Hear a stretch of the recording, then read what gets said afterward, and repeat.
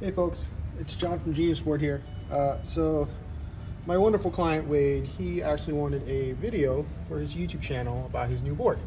So here is a quick run through of the ins and outs of this pedal board.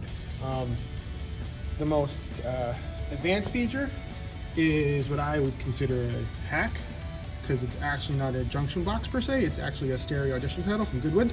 I'm using the stereo audition as a single audition and an in and out for an amp loop, which basically puts the entire pedal board through one loop. So it goes stereo out into the polytune, into the super octave, into the dynamic wah, and then back into the effects loop,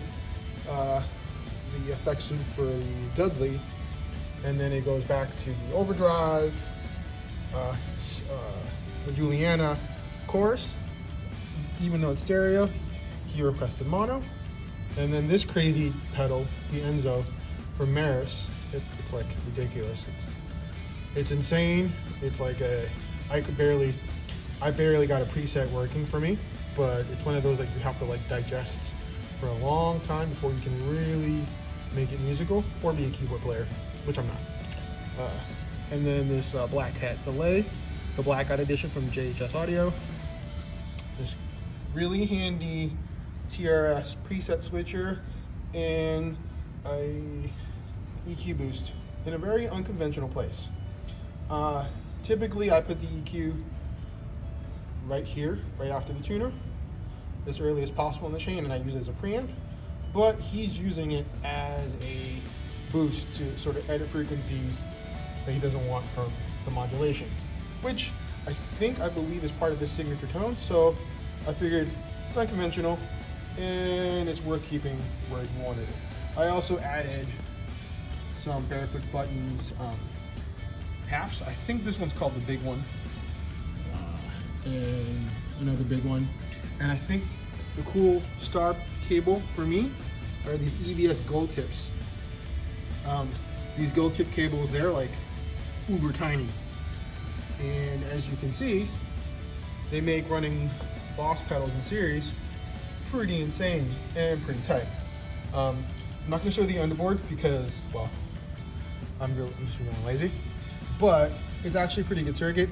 I use your standard sort of manufacturer, or what I call a P-dub configuration, where it's basically drive effects, octaves. I'm a big fan of octave into wah, and then if Wade wanted to, I mean, if he became a bass player, I might tell him to switch these two, the order, so that he can use the direct out and actually use the audition loop instead of a audition loop. I would probably make it a bass out so that you can kind of have a bass pedal board and a regular guitar pedal board. But that's just me personally. But this is a cool build. I really like this Juliana.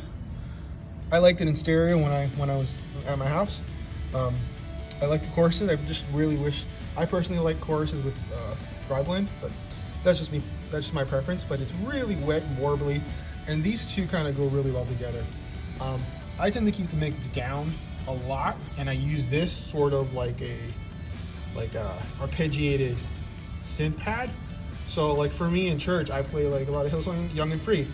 This is probably a good pedal for that. The wonky, crazy effect that you can have under your guitar tone. And thumbs up to the Boss pedals. This for me, when I was learning how to play guitar, this was like instant reggae vibes. I would play a lot of like reggae music, or also, honestly, when I plugged this board in, I was playing a lot of Red Hot Chili Peppers, because this pedal just kind of does it.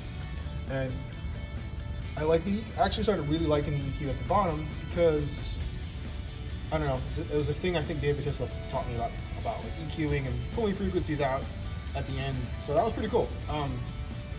This is kind of cool. I like that it's a 6-band EQ, and you can kind of, if you wanted to, I'm guessing you could like revoice this using this at the end. But that's what I would do digitally on like my synesthesia. But yeah, there you go. So this is just a basic run through. I call it the hoverboard because it looks like it's actually hovering. Well, in reality, it's not hovering. I'm using leg extensions because the only pedal power supply from Strymon that actually fits flushly, I think, under here are the R30s. And if you don't have an R30 Zuma and you have that old school power brick, it's still gonna like cause height issues. So either you get the little plastic extensions here, or thumbs up to Dan Dolan.